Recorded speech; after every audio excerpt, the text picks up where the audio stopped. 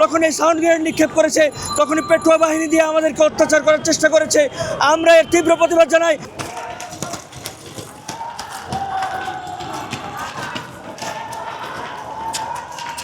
গতকাল গভীর রাত্রে যখন এই যে ইনকিলাব মঞ্চের ভাইয়েরা এবং বৈষম্য বিরোধী ছাত্র আন্দোলনের বিভিন্ন আমাদের ব্যানারে এবং আমাদের মঞ্চগুলো থেকে জনজোট বিপ্লবী মঞ্চ, বিকল্প ছায়া বাংলাদেশ থেকে আমরা সবাই গিয়ে যেখানে সংহতি প্রকাশ করেছি, তারা রাতের আধারে বিষয়টার গুরুত্ব উপলব্ধি করে তারা মৌখিক একটা সম্মতি দিয়েছে।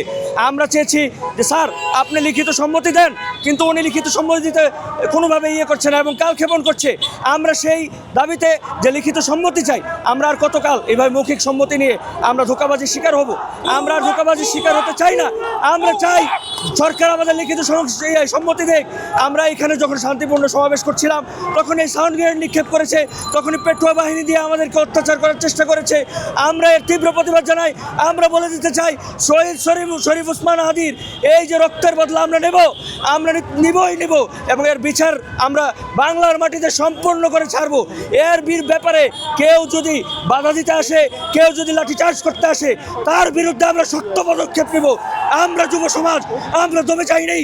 আমরা সরকারকে সতর্ক করে দিতে চাই, সরকার যেন আর এটা নিয়ে নয় ছয় না করে, হেলাখেলা না করে।